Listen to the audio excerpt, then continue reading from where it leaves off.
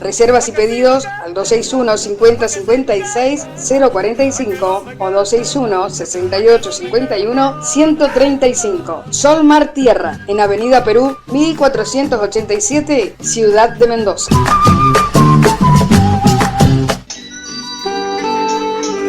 FM Otras Voces presenta Extraños en la Noche, los viernes de 21 a 23. Te invito a que disfrutemos juntos, tú y yo, Extraños en la Noche, un programa exclusivo para románticos. Mi nombre es Dani Salerno y estaré en FM Otras Voces. Te espero. Fin del espacio publicitario. Continuamos con nuestra programación en tu estación de radio.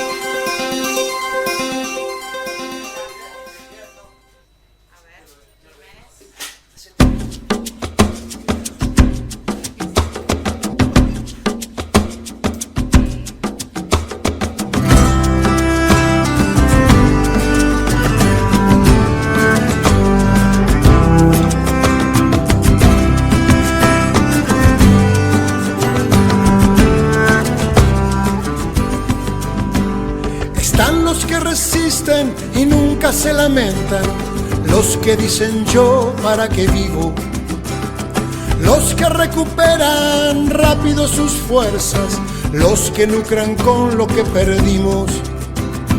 Hay quien sucumbe y se levanta.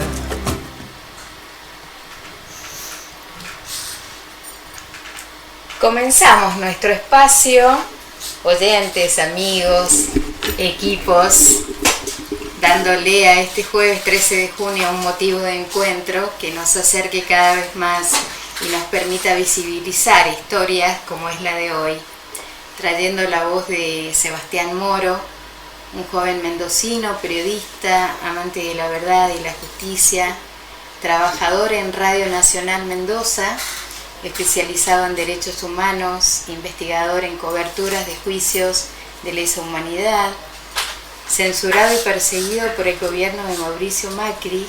En febrero del año 2018 se autoexilia en Bolivia.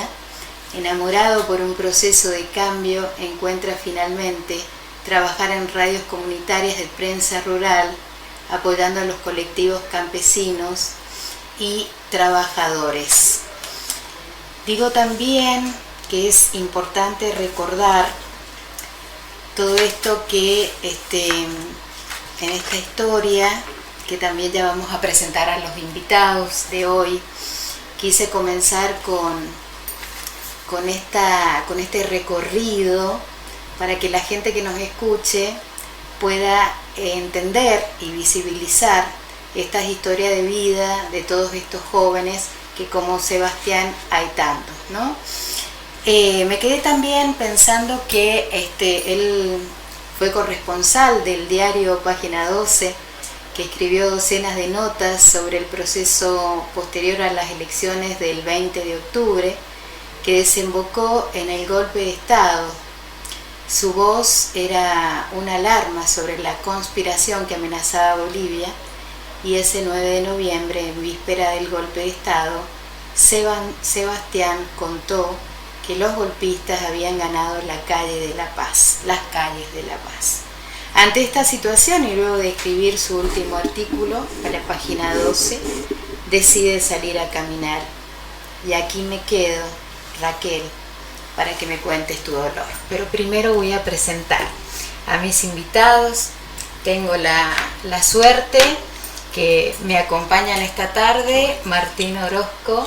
¿Cómo les va? Buenas siempre tardes. Molestándolo a él, pero es tan amable que un siempre placer, está. Es un placer, sobre todo con realmente la que es la invitada. La invitada de lujo que tenemos esta tarde, una mujer que hay que sacarse el sombrero, ¿no? Sí, de lo luchadora. La amo. Y te presentamos Raquel Rochietti, y podrás corregirme si en este relato hubo algo que obvié, que seguramente un montón, porque quise hacer una síntesis. Pero bueno, primero preguntarte cómo estás. Bienvenida. Buenas tardes y buenas tardes a la audiencia. Me encanta estar acá. Que esté Martín ya es una sorpresa, porque cuando ayer hablamos, Viviana, y dijiste, va a estar Martín Orozco. Oh, dije, ¿será el que yo conozco? Bueno, así que pienso que vamos a pasar un lindo momento. No te equivocaste en nada en tu resumen, acotado, porque son los tiempos de la radio, pero tal cual, has estado perfecta en la introducción que has hecho sobre lo que fue parte de la trayectoria de Sebastián, ¿no? Sabes que te quería comentar que profundamente conmovida en este trabajo, porque también estamos en una etapa que nos hace recordar, viendo las imágenes de ayer, con tanta represión, uno se imagina todo lo que también transitó Sebastián, ¿no? Y digo, qué suerte que están estos espacios y ojalá que hay mucha gente. Haceme acordar, Martín, que diga los teléfonos, porque hay mucha gente que necesita informarse, Raquel, y también esta lucha que vos has emprendido junto a tus hijas, que no me quiero olvidar de Melody y Penélope, un abrazo si nos están escuchando, ambas, que han hecho un trabajo en equipo. Digo trabajo porque me imagino desde la mañana hasta la noche han estado luchando por esta causa, ¿no? Que una causa, digo, en la justicia, que gracias a Dios, y vamos a hablar de ese documental que también creo que los va a ayudar para abrir y activar la justicia. ¿Es así, Martín? Sí, para mí es un placer, porque estoy emocionado por la presencia de Raquel, porque si se me permite contar un poquito, sí, algunas partes, vamos a perder el orden de lo cronológico. A Raquel la conozco hace muchos años, nos une una profunda amistad, y a su hijo, a Sebastián, lo conocí por separado y nos unió una gran amistad. Qué bueno, eso no lo sabía, yo siempre me entero acá en radio. Es la idea. Está bueno, pero entonces, ¿cómo fue eso? A ver, contale al oyente. Tendría que hablar de mí y el programa es para él y para ella. Bueno, pero ¿cómo sí lo voy a ponerlo. conociste? Sí, es importante para que los demás sepan quién era Sebastián. Perdón, Martín, sí, porque hasta que sucede la pesadilla con Sebastián, vos casi no sabías que prácticamente que Sebastián Moro era mi hijo. Ella me escribe por el Facebook y me pone, porque yo estaba mal, y me dice, Martín, Sebastián es mi hijo, y ahí fue un golpe para mí muy fuerte. Estamos hablando de cuando lo matan. Claro, porque Martín siempre me conocía por mi apellido. Claro, y porque nos unió una amistad de otra época y de otro ámbito y totalmente diferente. Y otra situación es también más, de historia. A sus hijas y a Seba yo los conocí de niñitos sin saber que eran ellos. Entonces fue muy fuerte para mí. Entonces sí, hablamos que el destino teje, como teje este encuentro, como teje muchas situaciones en la vida. Y creo que el destino tejió para mí.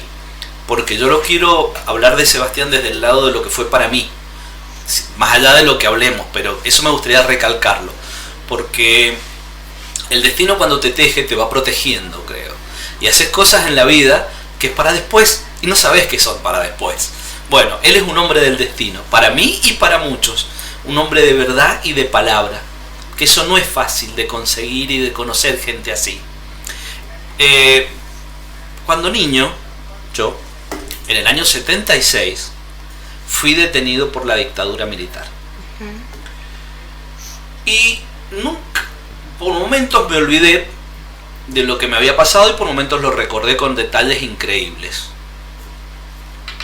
Cuando salen las leyes reparatorias y se empieza a hablar nuevamente en la época de Cristina Kirchner de los detenidos, de todo lo que había que reparar ese dolor históricamente, por un montón de situaciones, desde lo económico en un momento, porque eso te trauma, pero ¿a qué voy? Sino que podríamos haberle hecho todas las víctimas un juicio al Estado y habría sido 10.000 veces superior.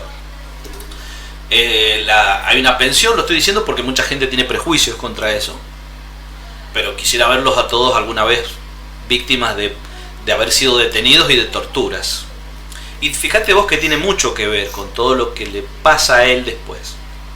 Entonces, yo presento en ese momento al gobierno mi pedido y no me querían entregar ni la solicitud, porque me decían que era para los militantes, que eran para niños, y empecé a sufrirlo y a padecerlo, porque nosotros, los ex detenidos, somos víctimas del Estado, del poder del Estado. Seguro.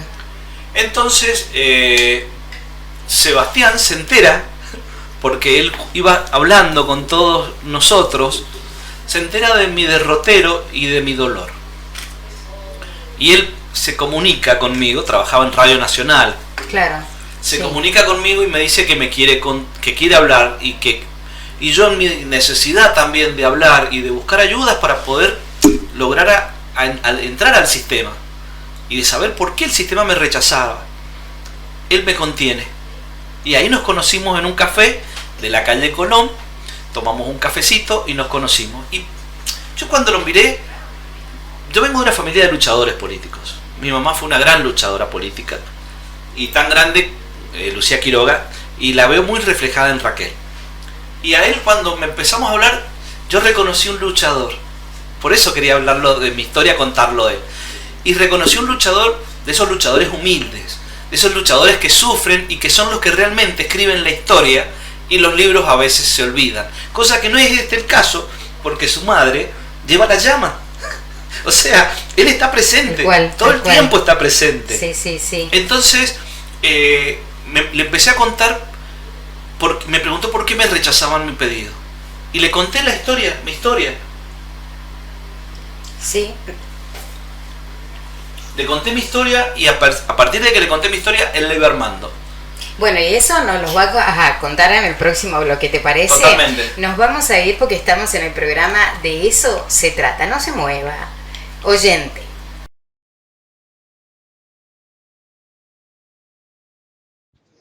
Ya volvemos. Suscríbete a nuestro canal de YouTube. Comenzamos con el siguiente bloque.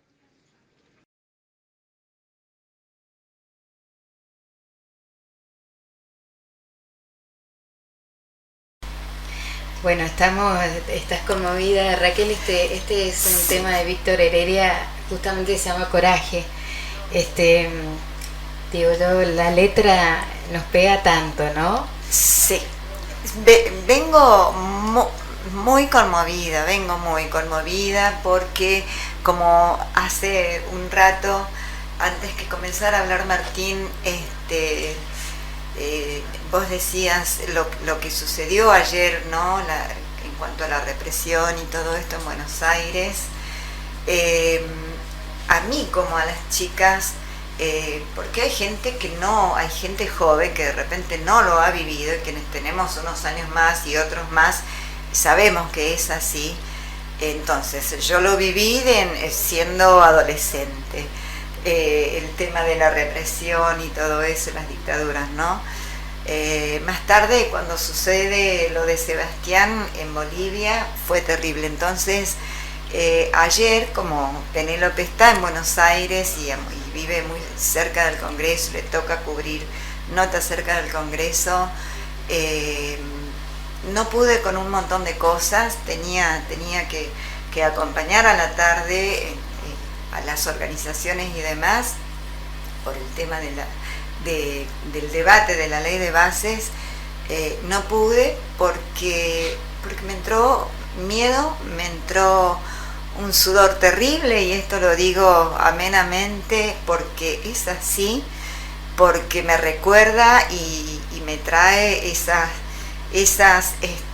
imágenes tremendas de cuando tuvimos que viajar y llegar a Bolivia en pleno golpe de Estado. Eso es terrible, eso lo vamos a ir contando porque hay que hacer ahí mucha pausa, ¿no? Para entender lo que es desde el momento en que vos te avisan y atravesar, creo que estábamos en pandemia también o estábamos comenzando. Porque esto fue fecha 2019. Claro, esto fue en noviembre. Claro. Nosotras volvemos con las cenizas de Sebastián. En febrero nos vamos a Buenos Aires, a donde se larga la campaña de Sebastián Moro y la repatriación de Facundo Molares, porque Mendoza estaba muy aquietada, ¿no? En cuanto a lo que había sucedido con Sebastián. Mendoza es Mendoza y nosotras necesitábamos ser escuchadas después de lo que habíamos pasado y de lo que estábamos atravesando, porque te imaginas, de noviembre a febrero que viajamos a Buenos Aires, estábamos locas. Estábamos en shock y estábamos muy locas. Contémosle, perdóname que te interrumpa. Sí. A la audiencia que justamente Sebastián huye de las políticas neoliberalistas de Mauricio Macri y justamente se va a Bolivia esperando un cambio, ¿no? Ese cambio de esperanza, digo, para poder actuar libremente. Esto de la censura, yo escuchaba los otros días la cantidad de periodistas muertos, fallecidos, más del 50%, ¿no? En todo el mundo, y digo mucho en Latinoamérica, en el Caribe, digo, es terrible, ¿no? Silenciar la información exactamente, de alguna manera. En América Latina es, digamos, la segunda región después de Arabia donde hay mayor cantidad de periodistas asesinados, ¿no? Por cuyas causas no han sido informadas, no son visibilizadas, claro.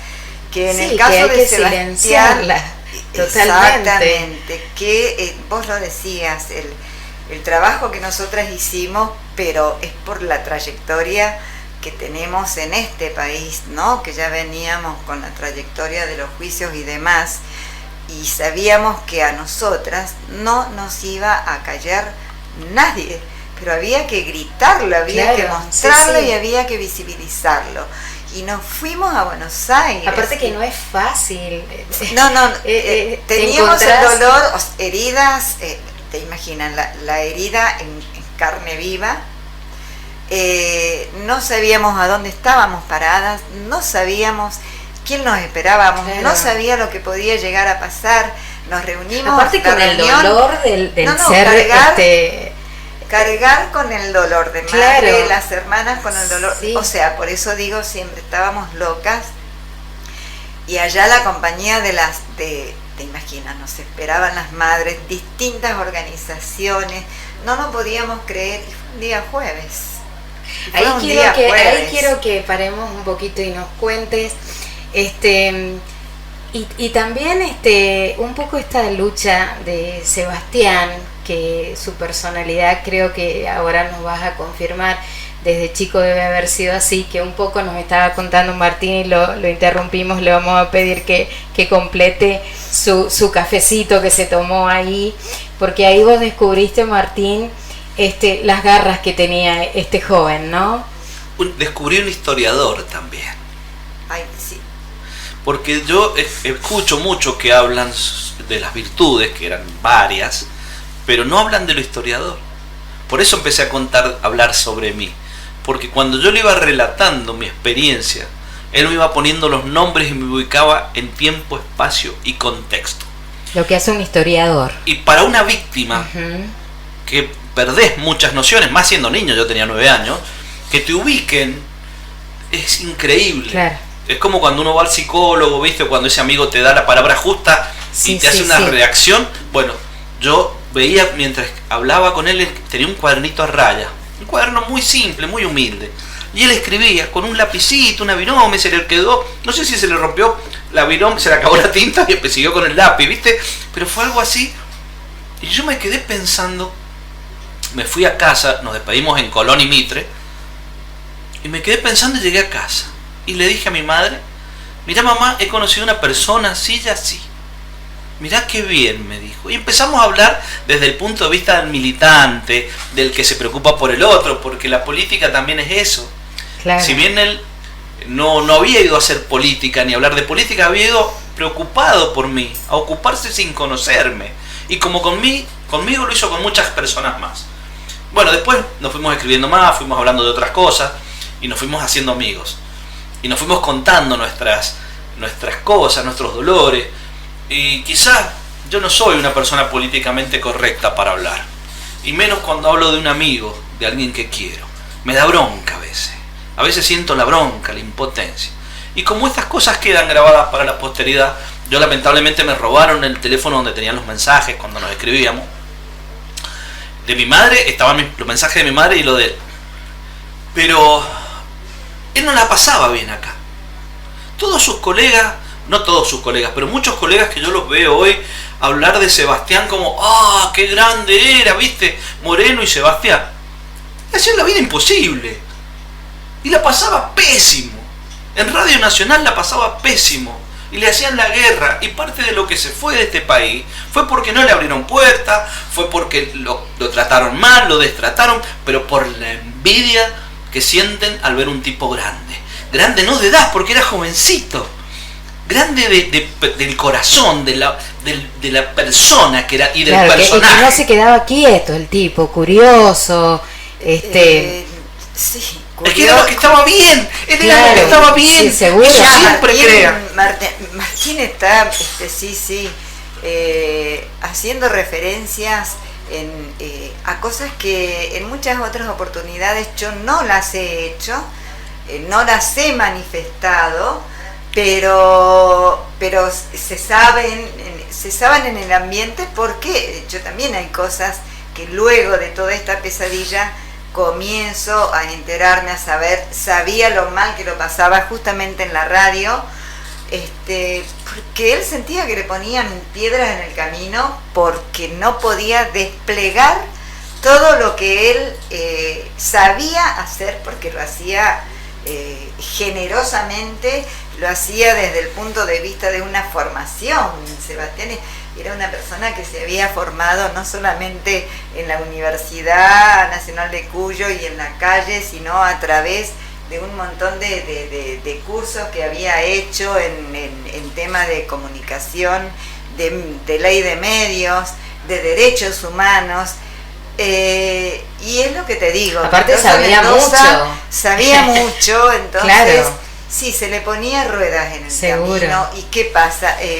Como dice su gran amiga y compañera también, ¿no? Valeria Fernández Hassan, tenía una lengua muy filosa. Entonces, digamos, Sebastián tampoco era el periodista, el compañero que todo el mundo quería, que todo el mundo amaba. No. Tenía también sus atributos, como también, ¿no?, la gente que le ponía piedras en el camino. Y te imaginas que era un periodista con el trabajo que Sebastián hacía. Y eso te lo puedo manifestar. Tenía un peso en el bolsillo. Bueno, Claro, nosotros a veces hambreado. Nosotros no Claro. teníamos a veces un peso en el bolsillo. Me escribía, me decía, ¿cómo estás, hermano? Y yo le digo, acá saliendo, buscando trabajo, esto, lo otro, seco. Bueno, yo también, ¿dónde estás? Y nos ha pasado más de una vez que nos escribíamos, medio creo que buscando hasta wifi, ponele. Y nos encontrábamos. Salía, él subía su terraza. Entonces nos encontrábamos, me decía, pero generalmente estábamos a 1 o 2 cuadras. Y nos juntábamos, nos dábamos un abrazo y nos quedábamos hablando de ahí. De ahí en más nos comentábamos las cosas. Pero bueno, todo esto yo lo quería contar para que se entiendan los contextos. Sí. Y también porque vos, yo nunca te lo he dicho estas cosas a vos, pero de mi relación con él. Mirá qué bueno. Bueno, vamos a dar los teléfonos para todo aquel que se quiera comunicar con nosotros. Está aquí justamente Raquel para poder contestar todas las inquietudes y poder visibilizar esta historia Por eso damos el teléfono el 261-5757-734. Comunicate con nosotros aquí en nuestro programa. De eso se trata. Nos vamos a una tanda, señor operador.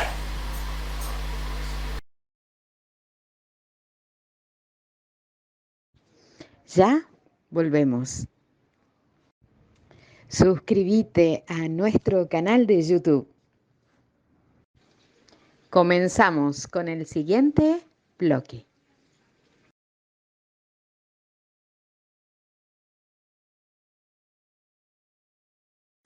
Bueno, otro de los temas importantes, ¿no? ¿Por qué estás triste? Digo, como no estarlo, ¿no? En esta situación que han vivido. Qué fortaleza, Raquel, que has tenido. Es increíble. Es increíble. Y las chicas, ¿no? Contame de las edades que tenía Penélope y Melody. Y esto hace, Penélope, Sebastián tenía 40 años en el 2019 y Melody tenía casi 2 años menos y Penélope 3 años menos. Así que cuando nos dicen qué fortaleza, es que no sé de dónde. Yo creo que cuando, estoy segura, ¿no?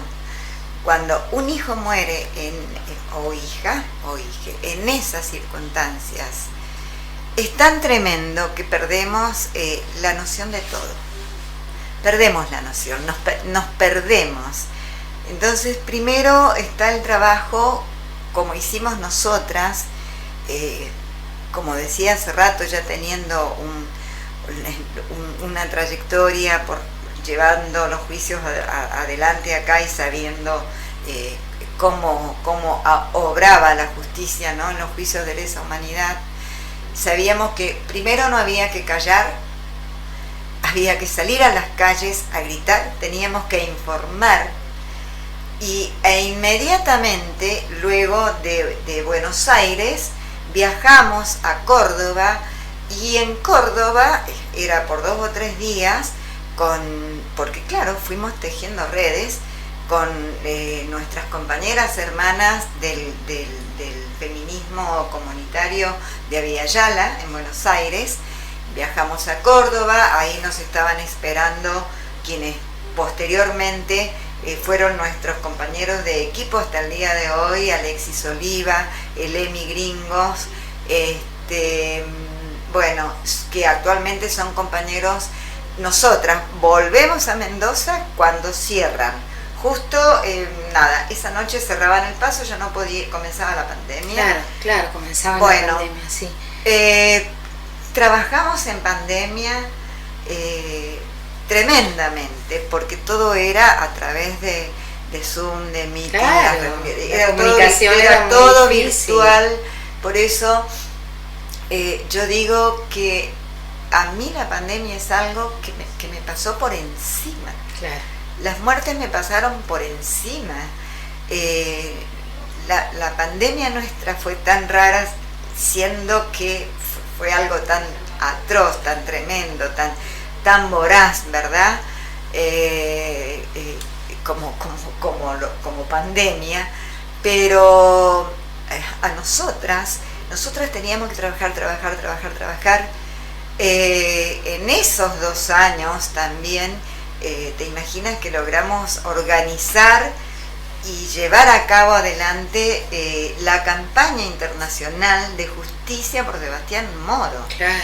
Porque nada menos. ¿Qué pasa? En ese momento, fíjense ustedes, quien llevaba, por así decirlo, los primeros meses, años, la posta, era Penélope, porque al ser periodista, los contactos, claro, la voz era como más viable, era todo. Mucho más viable, sí, ¿no? Sí. Llegar, porque no era en Argentina, era levantar la voz en Bolivia también, claro. Era levantar la voz en los estratos internacionales, ante la OEA, los primeros pronunciamientos, las notas que había que hacer. Y fue tremendo. Discúlpame, sí. Lo que pasa es que uno, tiene tanto por preguntar, uno la quiere aprovechar en este tiempo, en este espacio. Hablaste de Penélope.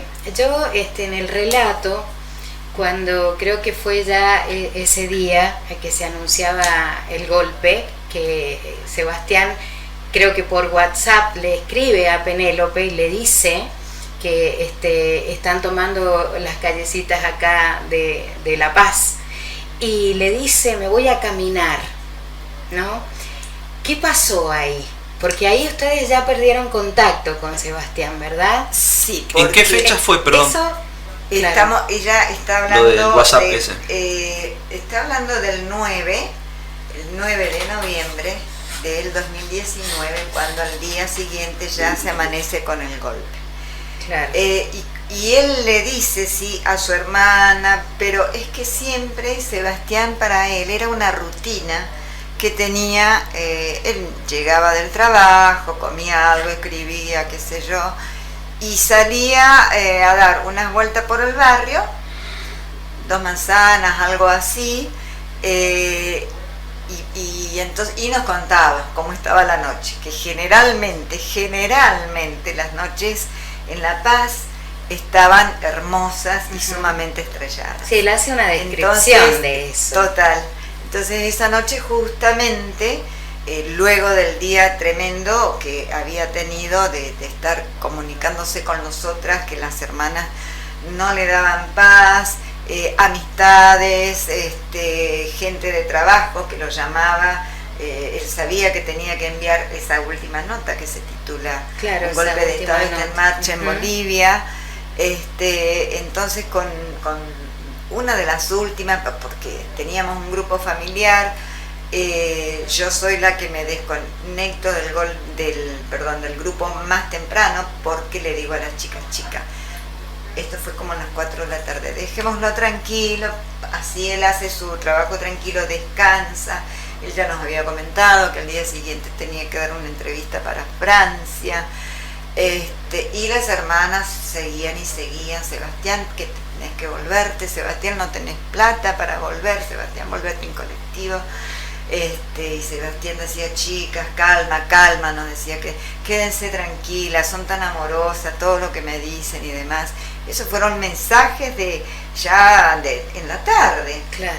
Tardecita, habla con Capi, con Laura Lescano, y fue tremenda después la cantidad de mensajes que a partir de las 0:30 de sus amigos, ¿no? De sus amigos, compañeros amigos, de los amigos del asado, de juntarse a tomar el vino, los más íntimos, bueno, le mandaban, le enviaban mensajes.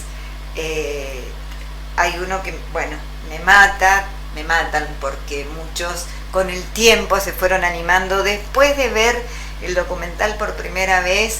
Me mandaban los mensajes que le mandaban a Sebastián y que Sebastián ya no respondía. Ya no contestaba. Era a partir de la 1 de la madrugada, porque Bolivia tiene 1 hora menos. Claro.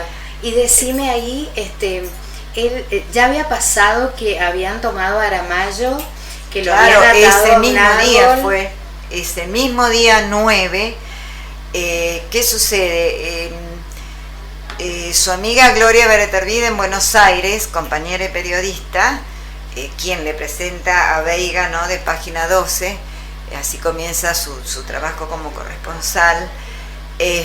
Con ella había estado, y bueno, sale en el documental discutiendo sobre política, sí. Y Gloria le decía, es imposible, Sebastián, que haya un golpe de Estado, etcétera, etcétera, y le decía por qué, y Sebastián le dijo, va a haber un golpe, pero se lo venía diciendo y hablando del tema, porque los dos están atravesados por la política, desde hacía un mes atrás ya, ¿no? Porque, digamos, la persecución a Sebastián no comienza el día 9.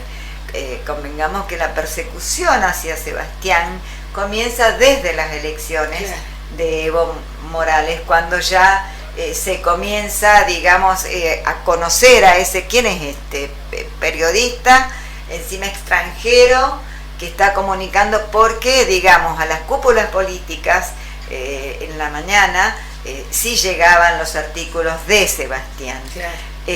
Imagínate en esos días, 7, 8, 9, y a partir de las elecciones de Evo, cuando él de lleno se dedica a escribir las crónicas que va emitiendo para Página 12, digamos, la persecución a Sebastián no comienza el día 9, ¿no? Y ese día hablamos todo el tiempo. Claro, yo soy la que primero, como madre, vos sos madre, ¿verdad? Así que yo le dije a Sebastián, hijo mío, estoy tan orgullosa de vos, porque has trazado, eso fue como a las 3:30 de la tarde, cuando ya habían atado a su jefe editor al árbol, que las hermanas locas le decían, Sebi, pero lo estamos viendo en Telesur, y él decía, chica, quédense tranquilas, y yo ahí le dije a Sebastián, chica, dejémoslo tranquilo a Sebastián que trabaje. Y yo le dije, Sebastián, has trazado un plan finito. Cualquier otra persona que dice infinito. ¿Por qué le dije finito? Has trazado un plan finito, le dije, estoy tan orgullosa de vos, porque nunca más vas a volver a caer. Nunca más vas a volver a caer. ¿Por qué? Porque has defendido a ese pueblo por el motivo por el que te fuiste. Era trabajar con un plan superador, que es el que se venía ejerciendo hacía 14 años. Y yo después decía, ¿cómo pude ser tan imbécil y decir un plan finito? Y las hermanas le mandaban canciones, qué sé yo qué, bueno, y cosas bonitas, y venite. Y yo con el tiempo dije, instinto maternal. Totalmente. Un plan finito. Nos vamos a una tanda y continuamos con Nos vamos a una tanda. Nos vamos a una tanda, señor operador. Ya volvemos. Suscríbete a nuestro canal de YouTube. Comenzamos con el siguiente bloque. He descansado, por fin me relajé hasta que me puse a trabajar, pero no fue muy complicado esa nota, anunciando un poco el panorama de lo que se viene. Mañana va a estar muy heavy de nuevo, todo muy pesado, así que preparándome para la guerra. No puedo abstraerme de esto por más que quiera, porque toda Bolivia está girando en torno a lo que pase. Ahora he salido a caminar un rato, después las voy teniendo al tanto.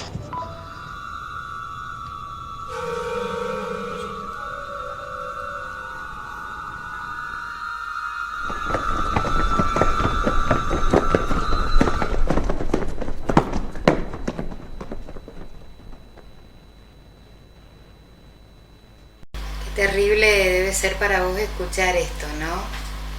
Siempre lo es. Es tan fuerte. Vos sabés que yo te escucho y me lleno de impotencia, porque digo, qué de pie que están, ¿no? Que es como vos decís, no te queda otra. Creo que te atraviesa eso de decir, bueno, tenés, dos caminos: o te quedás quieta, inmóvil, o salís a lucharla, ¿no? Y esto un poco lo que hablábamos con Martín. Y Martín tiene mucho que ver en esta historia, sin saberlo, y a lo mejor sin saberlo vos, Raquelita, ¿no? Es un relato más de las tantas personas a las que Sebastián, porque era como era, por supuesto, ayudaba, porque era tanta la sensibilidad que tenía, que lo suyo era ponerse en el lugar del otro. Totalmente. Eso era para él era un trabajo, y así lo hizo no solamente con los juicios de lesa, sino con los más de 100 casos de violencia institucional. que yo a veces lo cargaba y me ponía celosa porque le decía, al final tenés un montón de madres, porque vos ves fotos de Sebastián y siempre está abrazado con otras madres, rodeado de mujeres, las acompañaba a las marchas, las acompañaba para orientarlas jurídicamente. Sebastián se ponía en el lugar del otro y así lo hizo en Bolivia. Imagínate que le dio voz al campesinado indígena. Totalmente, cuando nadie lo hacía. Claro. Y recibía en su radio, recibía justamente a esta gente de las organizaciones indígenas con sus necesidades, culturalmente, pero bueno, si retrocedemos, Sebastián, siendo muy jovencito, ¿a dónde se inicia? Acá se inicia con la asociación de Bulla y Barro, digamos, en lo que era la comunicación comunitaria. Digo comunicación porque al periodismo como que se vuelca de lleno a partir del 2011-2012, ¿no? Antes hay otro Sebastián, donde no estaba atravesado por la política. Fue una década donde justamente no solamente Sebastián, sino muchos compañeros y compañeras buscaban ese camino, ¿no? Que un poco se trae desde la genética. Sí, totalmente. Y buscando un lugar que no había, que no lo encontraba. A partir de la asunción de Néstor Kirchner, estos jóvenes como Sebastián, que hoy tienen 44, 45 años, van encontrando su lugar. Pero antes de eso, él, digamos, ocupó su tiempo, antes de ese Sebastián periodista, abocado ya por elección totalmente al periodismo. Había un Sebastián que tuvo más de una década de ocuparse y de dedicarse absolutamente a nutrirse de todo lo cultural. Sí, vos sabés que yo me quedé con frases que él decía: tenemos que tener equilibrio entre la militancia y el periodista, entre el deseo y la realidad. Digo, que es cierto, ¿no? Qué grandeza. Qué grandeza. Qué grandeza. Qué increíble. Qué grandeza. Perdón, yo vos estás muy conmovido también. Porque... Sí, y porque me puse a ver los mensajes que tenía con él. Entonces me he ido en cierta forma. Me he ido porque me cuenta cosas de sus días en Bolivia. Pero tenés mensajes, Martín, imperdonable que no me los hayas mandado. Sí, en una de las tantas... Perdón, porque pero qué fuerte esto que se encuentran los mensajes. Yo soy aquí muy pedigüeña, entonces lo que yo te decía, sí, te lo con debo. El tiempo, la gente, y sobre todo después de ver el documental, compañeros se animaban, me iban mandando, me van contando cómo lo conocieron, de dónde se conocían. Claro.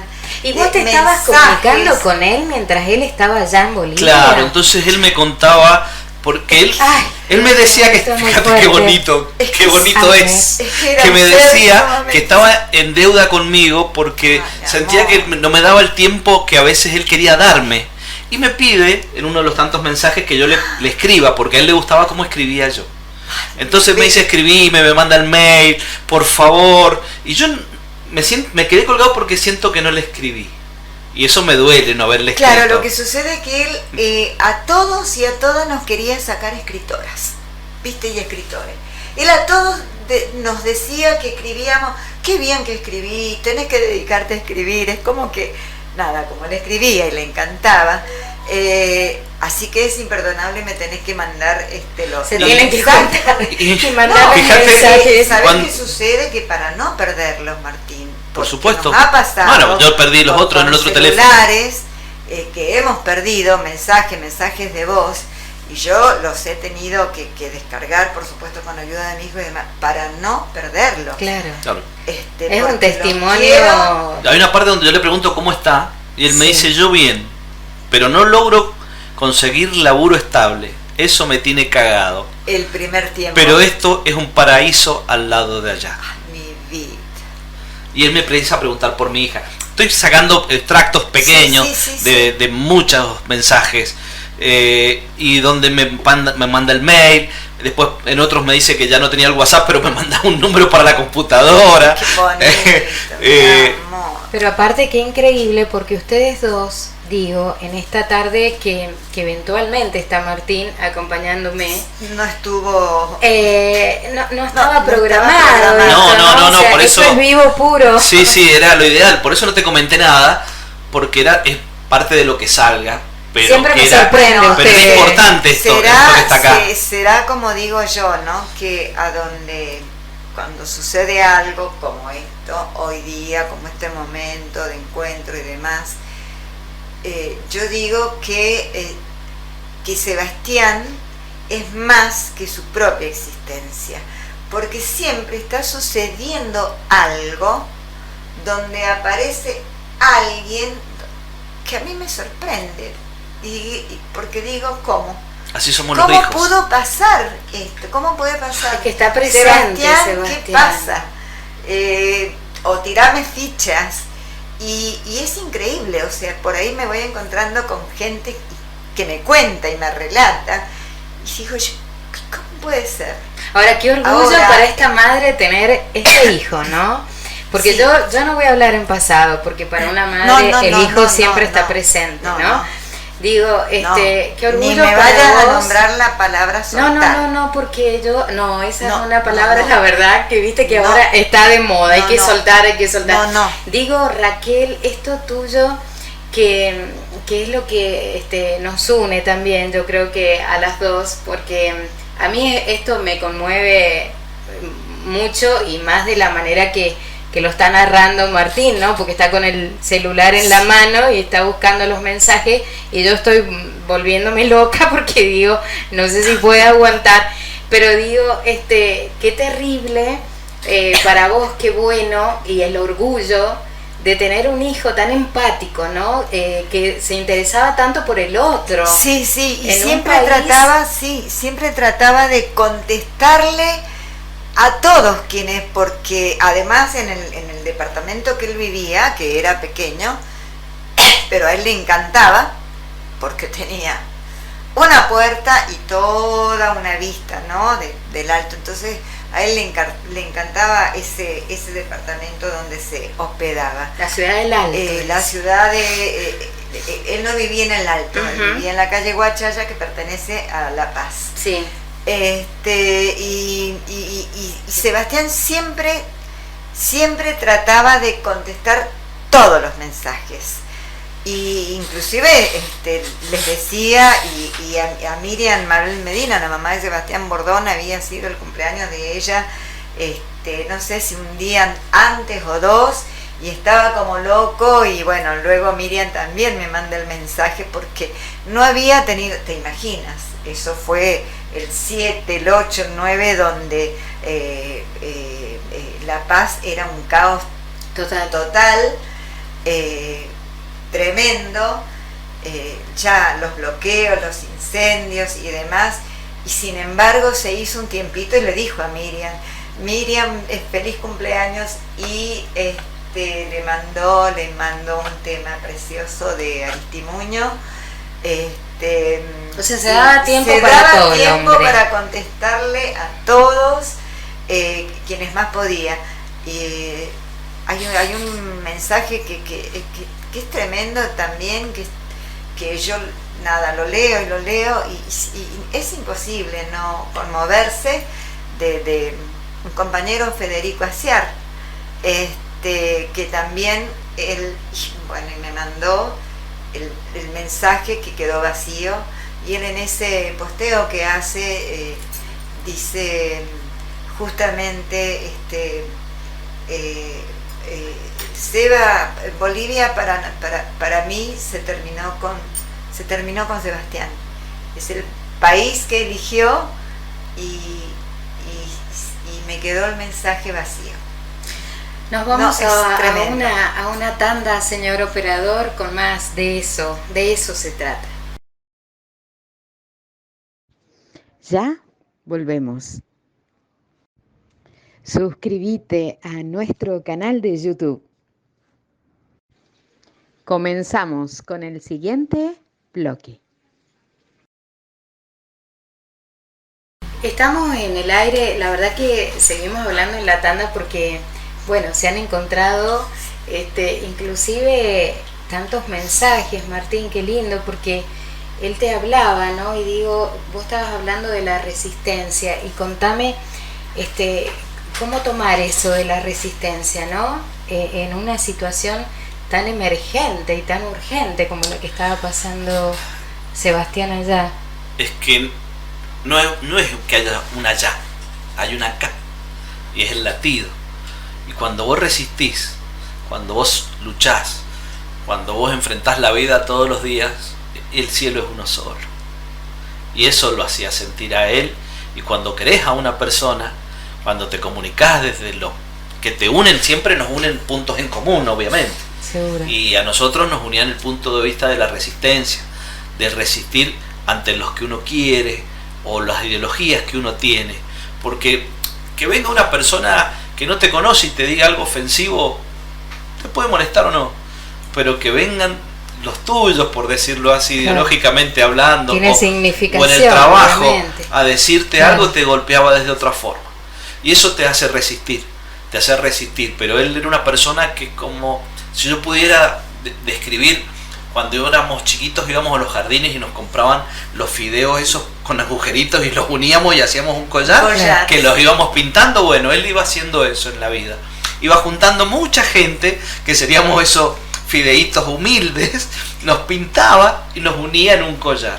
Así yo describiría la sensación de resistir, porque esos collares resistían, ¿viste? Aparte los hacía uno, creabas ese propio regalito para tu mamá, ¿no? Para los afectos, pero él lo hacía así en la vida. Y claro, así nos iba cuidando, guardando. Nosotros formamos parte de un collar. Entonces eso es el resistir. Esos eslabones, ¿no? Que se van uniendo. Decime, Raquel, y vos, contame, Sebastián era un hombre, bueno, desde ya muy humilde, ¿no? Todo lo que sabía, que tenía una cultura general muy amplia. Él era dulce. Ese es un detalle que el hombre... Contame como para el tratarte, ¿no? El hombre, generalmente no estamos acostumbrados al hombre dulce. Lo confundimos o se confunde con la debilidad. Y no es lo mismo. Porque es una forma de ir tratando bien al otro y darle. Recién hablaba del collarcito. ¿Viste? No sé si algunos han tenido la posibilidad alguna vez de comer una caña de azúcar que es dulce. Sí. Y la chupás como un chupetín. Bueno, él era eso. Entonces vos estabas con él y era confortable. Y él te daba su dulzura para satisfacerte y dejarte tranquilo. Eso era él. Y en el caso de lo que nos unía a nosotros, de esa rebeldía, porque eso también no quiere decir que uno no sea rebelde, esa rebeldía nos unía, esa rebeldía ante el sistema, ante que vos tenés una ideología y creés cómo deben ser las cosas en la vida y estás viendo que otros la vulneran. Y esa resistencia y eso chocaba como las olas contra las paredes. Pero la ola sigue golpeando. Y las paredes se caen algún día y las olas siguen golpeando. Eso es Sebastián. Qué bonito eso, ¿no? Sí, él le pone eso de poema, de poético, digo yo, ¿no?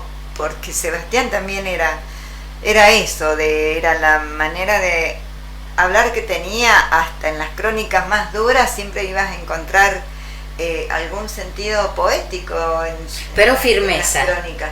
Era un hombre firme, sí, si no podría haber hecho lo que... Firmeza, totalmente con decisión.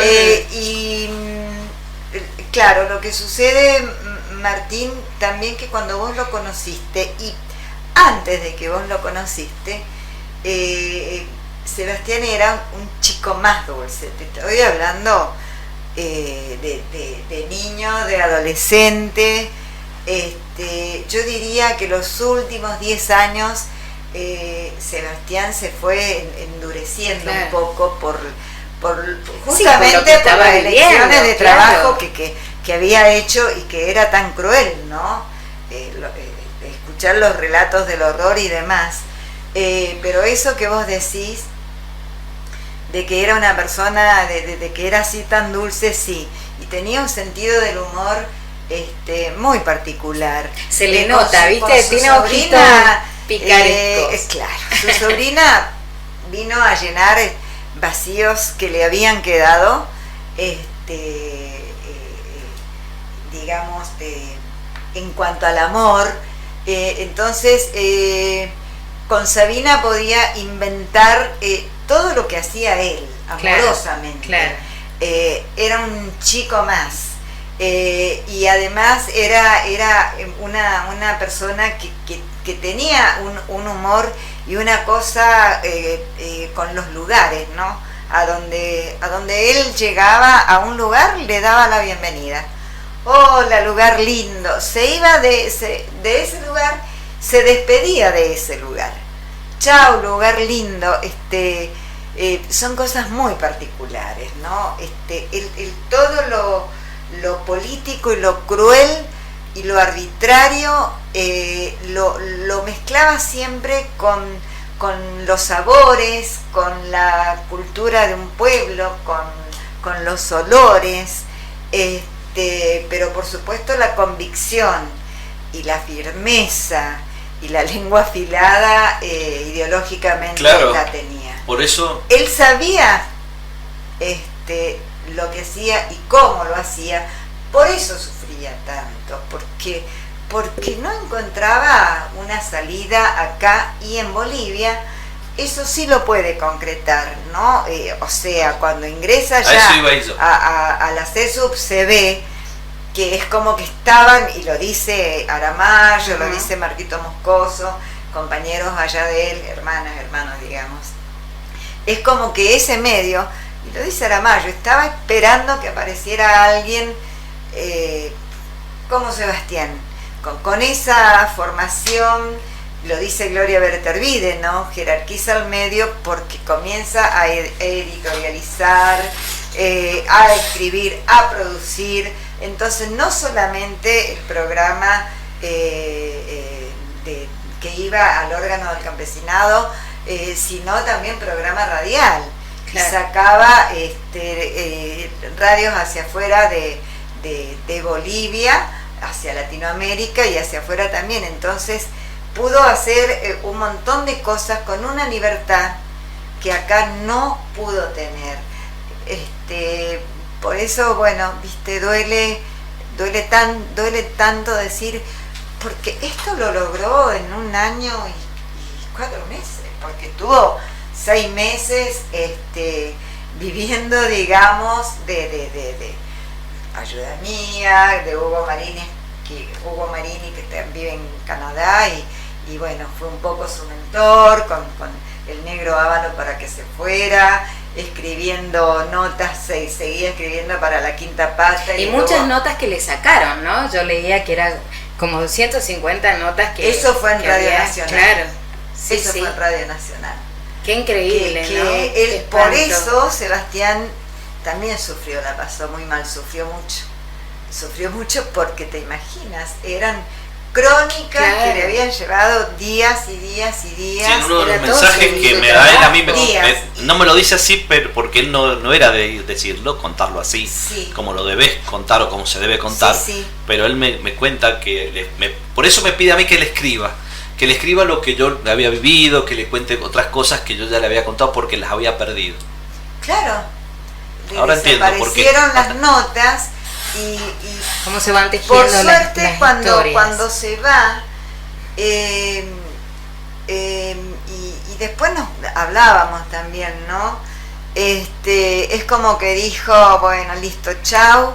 Es como que pudo cerrar acá antes de partir a Bolivia, que yo creo que eso es un síntoma de paz, ¿no? Un símbolo de paz también, como como la canción lo fue para Sebastián, porque en algún momento nos dijo, mira, que se queden con todo lo que me robaron, que se queden con mis notas.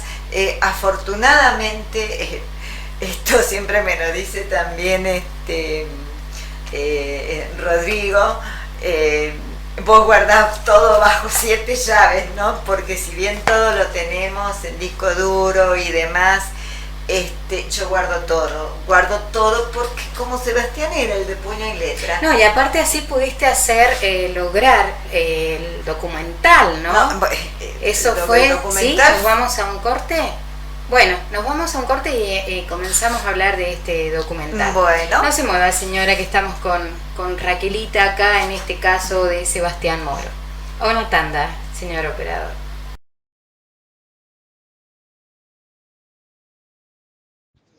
Ya volvemos. Suscríbete a nuestro canal de YouTube. Comenzamos con el siguiente bloque.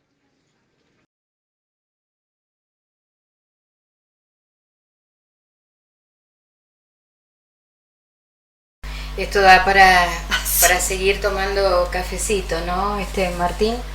Sí. ¿Por qué siempre me sorprende usted, Porque soy así, soy geminiano.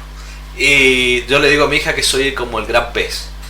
La película del gran pez. Yo soy así, donde vamos nos pasan cosas. Mira, yo quisiera hacer una pregunta a Raquel.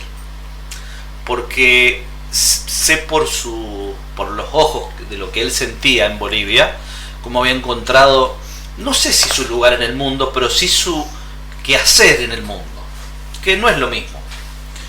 Entonces, él se sentía importante allá, y valorado, reconocido.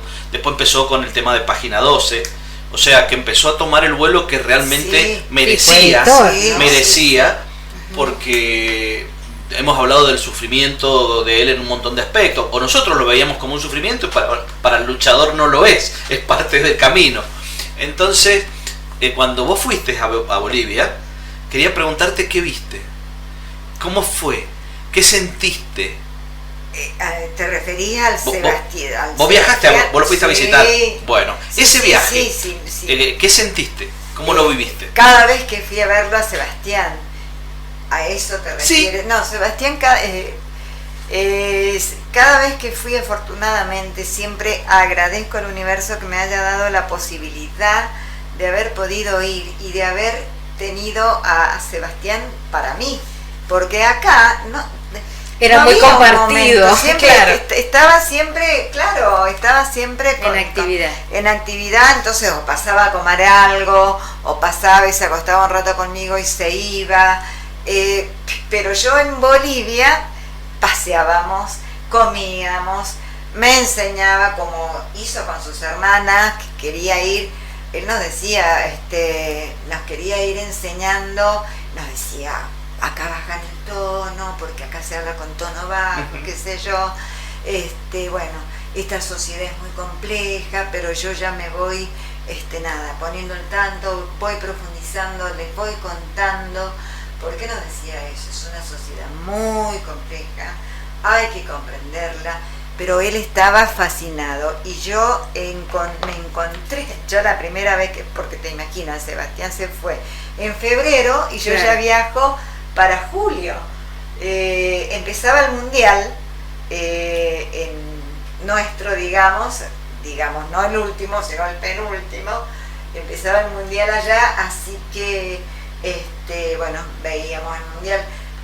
Te digo, conozco más el Titicaca que el Cerro Arco, y eso que voy seguido al Cerro Arco, porque él quería, imagínate, una eran las caminatas, todo en alto, y Sebastián caminaba y caminaba, bueno, yo acá entrenaba para seguirle el ritmo. La forma de comer le fascinaba, porque en Bolivia se come de otra manera, claro, por la altura, sí. Necesitan el picante, necesitan muchas comidas por día. De ahí viene esa donde también está en un tráiler, creo, y en el docu, cuando nosotros lo gastábamos, porque Sebastián era flacucho, pero tenía una pancita, y nosotros le decíamos, Sebi, bueno, ya sos un boliviano más. Y además, claro, él estaba en el camino de nacionalizarse boliviano cuando sucede todo esto. Y él hace una referencia, y discúlpame, que dice, Che, no, bueno, che, no me miren. Es un efecto de la foto. No era efecto. Era la pancita. Tenía la pancita, pero claro, Sebastián allá era feliz porque era el desayuno con jugos. Acá nunca desayunaba. Bueno. Al mediodía, desde la radio salía, se tomaba su tiempo. Al lado ya tenía su caserita donde almorzaba, se iba a fumar su pucho al botánico que estaba cerca, la radio estaba en Miraflores, que es otra localidad, digamos, vecina a La Paz, como si habláramos de Las Heras y Capital o Capital y Godoy Cruz. Entonces en el botánico, antes de comenzar el programa de radial, se fumaba su puchito, bueno, hacía el programa, yo me iba corriendo al trabajo, escuchándolo con los auriculares, y así después, bueno, te imaginas, yo con Sebastián hablaba 3 veces por día. Yo con mi hijo hablaba. ¿Y lo sentías bien? Que él estaba bien. Es que Sebastián estaba... por supuesto un poco agobiado cuando veía que no conseguía trabajo y demás. Cuando ingresa a la radio, no es que en la radio le pagaban lo que correspondía y se merecía, pero lo cuenta en el documental también, iba a terminar ese año, iba a dejar ese lugar de trabajo, se venía a pasear a Mendoza, porque yo ya tenía un viaje programado y con su hermana para el sur, para las grutas, íbamos a ir al mar. Entonces lo estábamos esperando y inclusive él alcanzó, porque Melody le mandaba, mirá hermano, hemos alquilado este departamento, esta cabaña allá en las grutas. Uy, qué bueno, para él todo estaba bien, porque también yo dije, él no va a ir a Bolivia a vivir como un mendigo o a mendigar como tenía que hacer acá en Radio Nacional. De eso eso se lo has dicho a él. ¿A quién, a Sebastián? Sí. Claro, porque él me lo contó. Sí, como también le dije, no te vas a ir si no te haces un chequeo general. Eso no lo sabía. Por eso después habían tantas, que nadie nos viniera a decir con tanta oscuridad, ¿no? En los informes clínicos, a donde estuvo internado, porque Sebastián se había ido de acá, porque le decía a los amigos también, sí, tengo que ir al dentista, tengo que ir al cardiólogo, tengo que ir al clínico, porque mi vieja me ha dicho, si no le llevo los análisis, que no me voy, que la condición es esa. Yo lo seguía, yo le decía, yo te sigo a donde sea, pero te vas con un certificado apto de aptitud, te vas a Bolivia, bueno. Qué loco esto, ¿no? No, tremendo. Y te pregunto un poco, la verdad que es como para escucharla horas, pero digo, Raquel, ¿vos te imaginabas este desenlace? Esto que él termina de esta manera, ¿no? Porque si bien un tipo jugado, con convicciones totalmente definidas, ¿qué iba a pasar esto? Porque esto fue producto del golpe, ¿no? Sí. Sin duda alguna. No me imaginé la criminalidad y la voracidad, porque lo que me extrañó fue que Sebastián, con la experiencia que él tenía y la formación acá en juicios de lesa humanidad y estar allá, cuando todo esto se desata, que comienza a través de las elecciones, pero los últimos días ya, la última semana, 4, 5, 6, 7, 8, 9, cuando Sebastián ya nos iba contando ya en otro tono cómo todo se venía, como todo estaba de anárquico, que se venía el golpe, yo creía, y también lo dice un compañero suyo, el chileno, Alfonso, que Sebastián tenía una estrategia de repliegue. ¿Por qué se quedó Sebastián sabiendo lo que le podía suceder? Porque él mismo le había dicho a sus compañeros hermanos, al chileno, al peruano, en la radio, tienen que buscar un lugar de refugio. Entonces uno salía para Perú, el otro venía, es más, caminando hasta que ya encontraban cómo llegar, ¿no?, a Perú. Otros comenzaban a venirse a Buenos Aires y Sebastián se quedó y las hermanas le suplicaban que se viniera, y Sebastián no.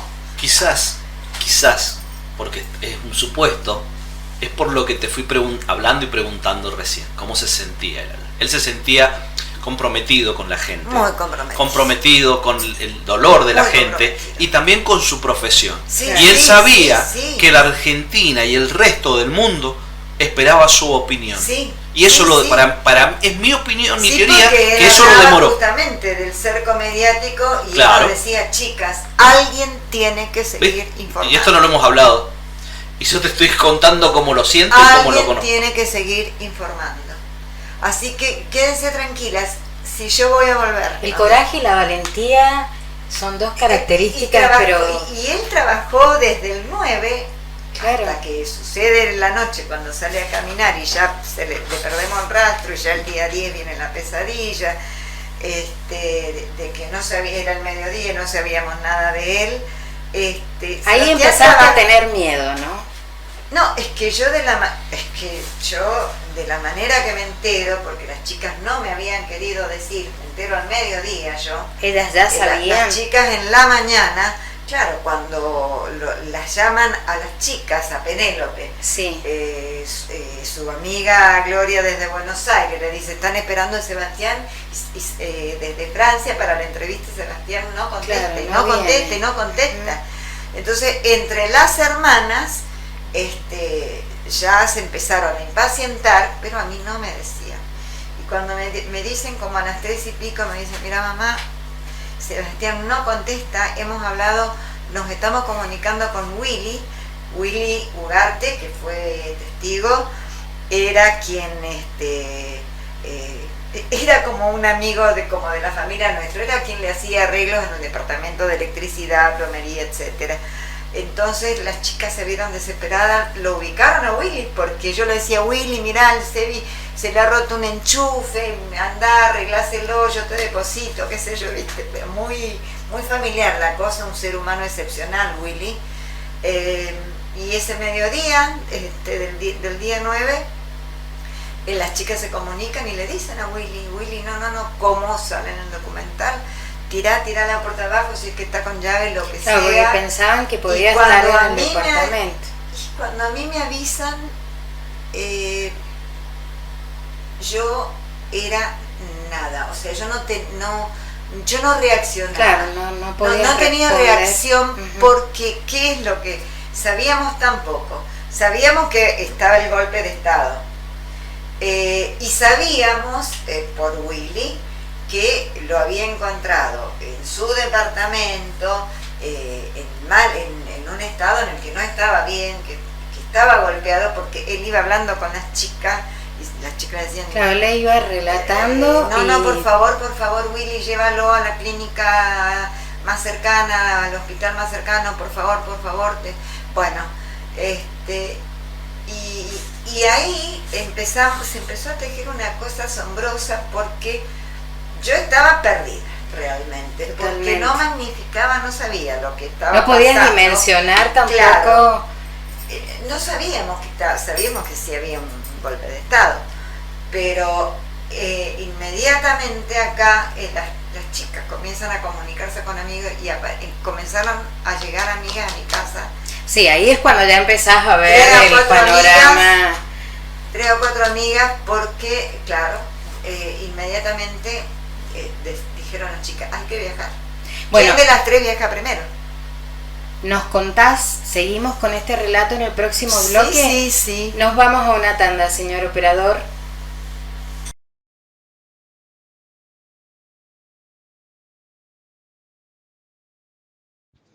Ya volvemos.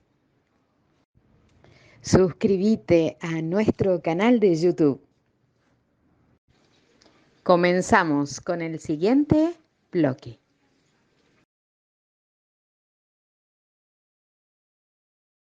Bueno, estábamos escuchando Quiero un cambio, que yo creo que era lo que él quería, lo que él soñaba, ¿no? Salir de toda esta política de Macri, que era censurado, irse a un lugar de paz, ¿no? Por eso eligió Bolivia. Ahora, vos nos relatabas y justo nos fuimos a la tanda y contabas ese hecho de contarte que, bueno, había algo que no estaba bien y tuviste que viajar. Contame cuando llegaste allá y te encontraste con la noticia. Sí, bueno, primero la primera que viaja es Penélope, porque es quien el día 10, al no saber ya de Sebastián, solo a través de un amigo, entonces inmediatamente comenzamos a generar alguna de las tres tenía que viajar primero, porque íbamos a llegar con pleno golpe. La más apta en ese momento era Penélope, y a través de otras compañeras y compañeras en Buenos Aires también de Sebastián, porque se llegaba al Alto y había que llegar a La Paz, había que bajar, ¿no? Claro. Con todos los bloqueos, incendios, etcétera, que había en pleno golpe de Estado. Entonces primero llega Penélope directamente a la clínica, la estaba esperando Gerardo Nina o Martín Nina, también un amigo de Gloria, un hermano, un señor maravilloso, que también después nos esperaba a nosotras, porque primero viaja Penélope, al día y medio antes de las 48 horas estábamos viajando Melody y yo. Estuvimos siempre llegamos a la clínica. En la clínica había que salir a comprar medicación. Desde acá también llevábamos medicación, porque desde la clínica nos decían que por los bloqueos no estaban recibiendo medicamentos, que Sebastián, nos decían que un día estaba mejor, que otro día empeoraba, que otro día tenía el accidente cerebrovascular. Cuando nosotros llegamos nos decía que estaba en un estado de coma 4 al día siguiente. ¿Pudiste verlo? Sí, permanentemente. Pero ya estaba inconsciente. Sebastián entra en estado de inconsciencia cuando llega Penélope. Esto es el 9, para el 11 de la noche o 12 de la madrugada llega Penélope. Sebastián ingresa a una sala común. Sebastián está en una sala común 24 horas. Tenía golpes en su cuerpo, que esto lo iba, afortunadamente, porque quedó en los registros y sirvió luego, ¿no?, para la pericia forense, lo iba relatando Willy Ugarte a las chicas. A mí, él se ocupó de estar hasta que llegara Penélope, y luego nosotras cuando llegamos, a Sebastián lo pasan a terapia intensiva, y en la medida que se podía sacábamos fotos, porque si le preguntábamos a la terapista, digamos, perdón, a la enfermera que estaba dentro de terapia intensiva, siempre nos decía, pregúntele al médico. Yo a Sebastián le veía las piernas vendadas y le preguntaba, ¿por qué tiene las piernas vendadas? Y golpes, el golpe lo relata Willy en los brazos. Tenía en los brazos, Sebastián tenía eso. Bueno, nos trae Martincito, nosotros que hemos transitado eso, ¿no? Y yo, el tema de las dictaduras, cuando con los alambres de púa se enroscaba los brazos, ¿no?, de las víctimas, entre otras cosas, ¿no? Y un golpe severo que tuvo que le desplaza el pulmón. Entonces Penélope, que estaba como loca, bueno, le pregunta a un médico, pero ¿por qué se le desplaza? ¿Por qué? ¿Qué significa por motor? ¿Por qué se le desplaza el pulmón? Y el médico le dice, bueno, porque ha recibido un golpe muy grave, muy grande, entonces tuvo desplazamiento del pulmón. ¿Y se pudo hacer autopsia? Eso fue lo peor que pasó, fue no volver con mi hijo vivo, porque acá cuando nos despedíamos Raúl Jiménez, un compañero que lo apreciaba mucho a Sebi, se acercó a casa a colaborar y me abrazó y me dijo, tráelo de vuelta, tráelo de vuelta. No pudo ser así. La idea, cuando Sebastián parte, te imaginas que nosotras, en el estado de locura que teníamos, nos visita el canciller en ese momento, Normando Chiqui Álvarez de Jujuy,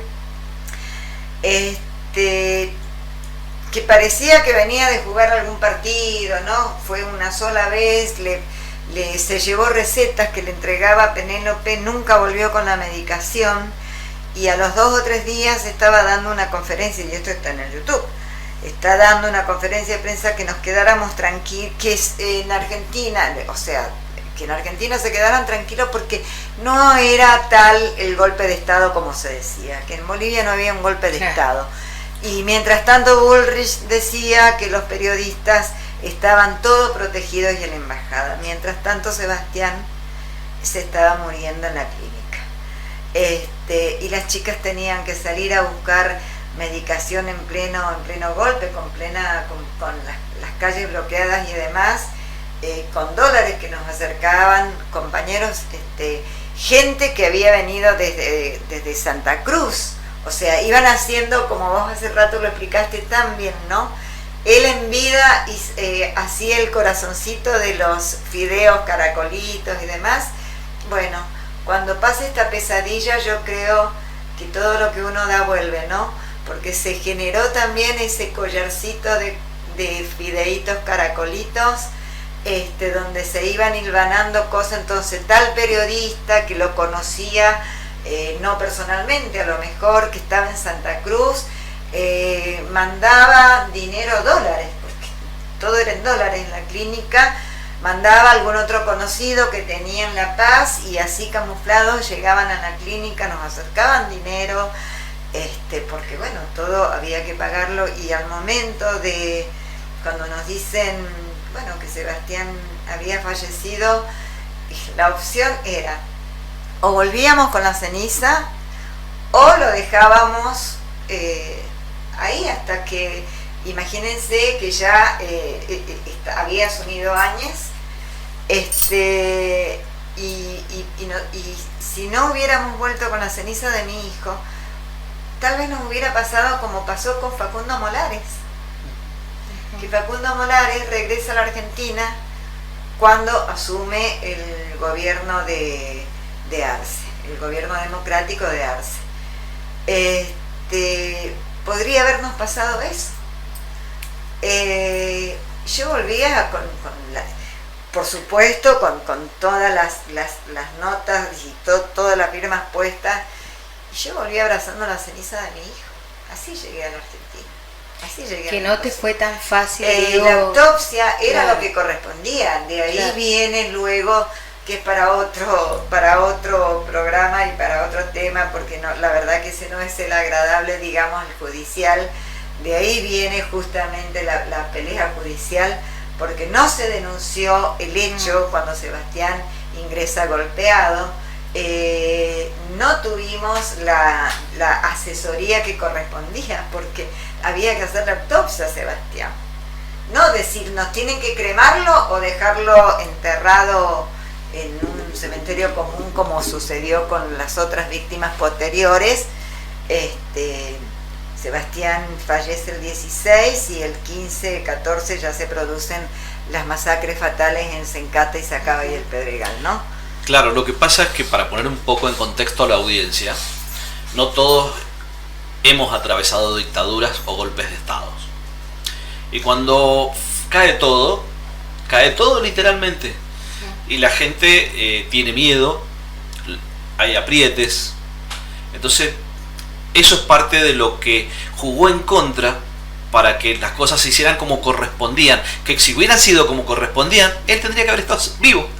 Así de simple. Bueno, mira, Martín, el médico que firma el acta de defunción, que es uno de los que actualmente están, por supuesto, el abogado suyo siguen pidiendo,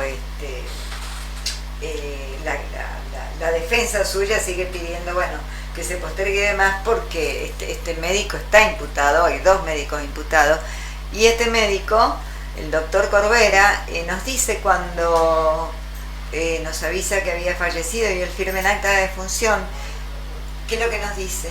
Si esto a Sebastián le hubiera sucedido en Argentina, estaría vivo. Él era un médico boliviano recibido acá en Argentina. Hacía poquito había vuelto a Bolivia a trabajar. Y mientras tanto en Argentina, ¿qué se hablaba? ¿Qué se decía de Sebastián? En esos momentos costó instalar, por eso te digo, nos vamos a Buenos Aires y de ahí en más costó visibilizar la situación, claro. Porque imagínate, si en Bolivia costaba hasta el día de hoy que se incorporara lo que era un golpe de Estado y que estaban padeciendo golpes, como ellos han padecido tantas dictaduras y tantos golpes. Claro. Y acá en Mendoza, no fue así en Buenos Aires, también costaba que se instalara el tema. Nos seguís contando, sí. Raquel, perdóname que te interrumpa, pero el operador ahí nos está pidiendo a cada rato el corte y seguimos con más de eso, se trata. Sí. Ya volvemos. Suscríbete a nuestro canal de YouTube. Comenzamos con el siguiente bloque. La verdad que tenemos que decirle al oyente que estamos muy conmovidos, ¿no? Porque estas historias nos atraviesan a todos. Estamos frente a una madre luchadora, una mujer, la verdad que yo la admiro. A vos, Martín, porque te veo también conmovido, porque él ha padecido también este tema de relacionarse con sus mensajes. Ustedes acá en la radio en vivo se encuentran con que están los mensajes de ambos, digo, ¿no? De Sebastián. Sebastián sigue presente. Este programa ha sido muy difícil hacerlo en el sentido de que nos ha superado la emoción y que también cuesta relatar absolutamente todo lo que pasó allá. Tu noticia, cómo lo trajiste. Hay un documental que lo vamos a hablar también en un próximo programa, donde podemos ver todo y entender este relato. Agradecerles a los dos por ayudarme, porque la verdad que a mí estas historias me atraviesan y me conmueven mucho. Quería decir, antes que nos cuentes dónde podemos ubicar todas estas historias, todo. María Laura sé que ha tenido una parte importante en el documental, pero quiero decir que me planteo esta cruda realidad de jugarse por las convicciones, ¿no? Que te llevan a la muerte, que esto es terrible en estas historias recurrentes donde pareciera que informar hoy en día es peligroso, ¿no? Eso la verdad que me mata. Peligroso. Entonces digo... informar la verdad. Y no solamente Sebastián, porque tenemos un montonazo de muertes, ¿no? Sí, lo hablábamos cuando comenzamos, que es lo que te decía, ¿no? A lo largo y a lo ancho de Latinoamérica hay muchísimos periodistas asesinados. Por eso siempre digo, el día que lleguemos a la justicia terrenal, por Sebastián, porque esta causa no está terminada, y no va a terminar y no va a tener fin mientras yo tenga vida, porque esta causa está tan cuidada internacionalmente y está tan cuidada a nivel provincia, fíjate vos, porque lo sabías, Martín, también desde los tribunales federales intervienen para coayudar, enterarse de todo lo que va sucediendo con la causa en Bolivia, si bien sujeto, por supuesto, al principio de la ley universal, ¿no? Porque Sebastián fue asesinado en Bolivia. Eso no hay que olvidarlo. Por eso la importancia también siempre de de continuar informando, de continuar visibilizando. Sí, totalmente. Y por eso siempre digo, cuando alguna vez lleguemos a la justicia, ¿por qué no? ¿Por qué no? ¿Por qué no vamos a llegar? ¿Por qué no?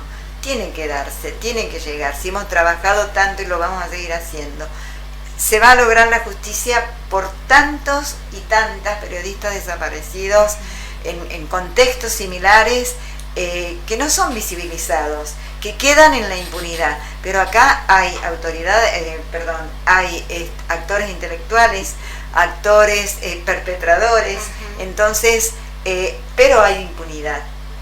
Y contra la impunidad hay que pelear, y sabemos que la justicia terrenal tiene sus tiempos, sus décadas, nosotros lo conocemos muy bien, pero la importancia, sí, tengo que reconocer que con tanto trabajo realizado, ¿no?, con nuestro equipo de trabajo en Córdoba, con toda la gente que colaboró antes de este gobierno, desde Derechos Humanos en Buenos Aires, nuestro embajador Ariel Basteiro estando en Bolivia, Horacio Pietragala, Derechos Humanos, bueno, muchísimas gestiones que logramos concretar gracias a esos puentes, ¿no?, que por supuesto hoy sería imposible. Pero el Estado plurinacional pudo reconocer, lo reconoció ampliamente a Sebastián dentro de la lista de las 38 víctimas fatales, porque él tenía una causa aparte. Él estaba separado de las otras víctimas. Claro. El Ministerio de Justicia, el Estado plurinacional lo reconoce, y eso es muy importante, porque no cualquier Estado reconoce a un muerto extranjero. Seguro. Sobre todo si es periodista. Yo te admiro profundamente, profundamente. Y creo que dijiste algo muy importante. Mientras yo siga viviendo, se va a seguir haciendo justicia, ¿no? Y seguirán tus hijas, y seguirán tus nietos, hasta que lleguemos a la verdad, ¿no, Martín? Sí. Creo que... La verdad está, mira, la verdad es algo que está. A que lleguemos al reconocimiento de la justicia. La verdad está, pero naufragamos, como sucedió acá y sucede, y en tantos casos, no solo se naufraga en la oscuridad. No hay que olvidar que es otro país con un sistema jurídico absolutamente, como si te hablara de China y Argentina. Sí, claro. Todo ha costado horrores. ¿Las madres de la Plaza de Mayo te apoyaron? Claro que sí. Claro.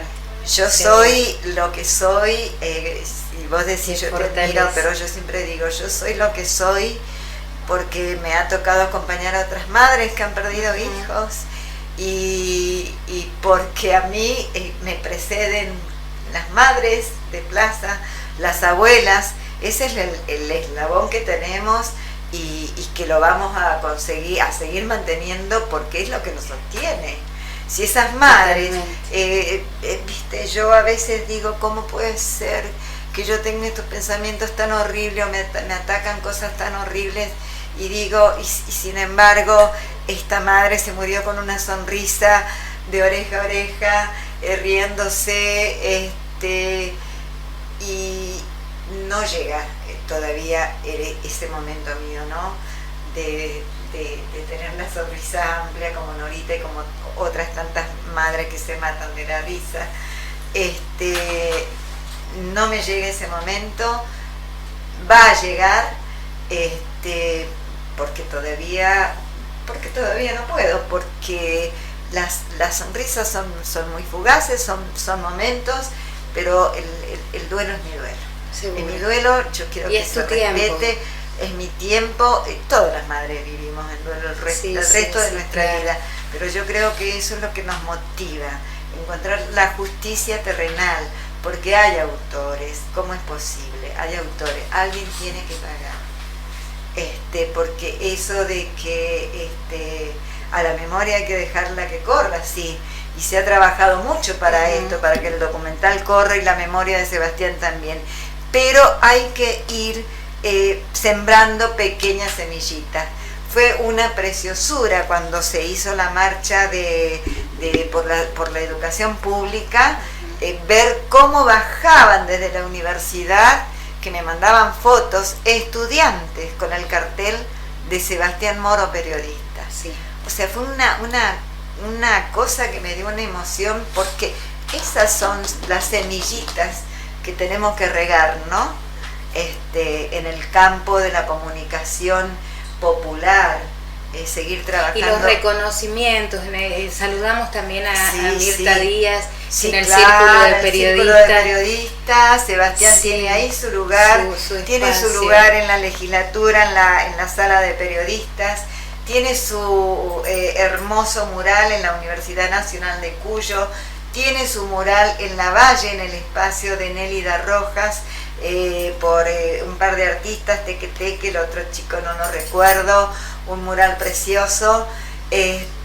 Así que Sebastián tiene mucho reconocimiento a nivel redes. En las redes Sebastián Moro, siempre se van compartiendo cosas, sobre todo yo, que no le falten letras o películas y demás, que es lo que amaba. Entonces viaja sideralmente eso a su muro. Pero está Sebastián Moro el Caminante. En YouTube pueden buscar Sebastián Moro fue el golpe, y la página de Sebastián Moro fue el golpe en el Face y en el Insta, y por supuesto en el YouTube. Ahí se puede encontrar mucho de lo que se quiera saber. Y hay que tratar de que no se cierre. Y hay que tratar, por supuesto. No creo que haya continuarlo. Bueno, hablando de eso, tampoco creíamos que el documental se iba a bajar de la plataforma de Cinear, y sin embargo se bajó de la plataforma de Cinear. Eso da para y otro, bueno, se bajó el programa. Gumón, se bajaron documentales parecidos, y la productora, y claro, que trabajará de alguna manera. Claro. Nos vamos, el último programa. Bueno, operador, disculpen, lo hemos hecho rabiar bastante. Quiero decir y quiero mandar un saludo a Pepe Suárez Jardón, que hoy no ha podido estar porque está enfermucho, viste que toda la gente está enferma. Pero bueno, nos está escuchando. Agradecerte, Martín, porque siempre estás. Bueno, gracias. Y puedo decir una pero, palabra por supuesto, TikTok. Total, después me reta Jiménez. Gracias, Jiménez. Mirá, López de Jiménez. Yo soy católico, y Jesús decía que cuando dos o más hablen de él, allá estaré presente. Sebastián Moro, compañero, presente ahora y siempre. Sebastián Moro presente ahora y siempre. Sebastián Moro presente ahora y siempre. Gracias. Así nos despedimos hasta el próximo jueves, anunciando que ya viene la Cueva del Rock con nuestra música aquí por FM Otras Voces. Gracias. Chau, chau.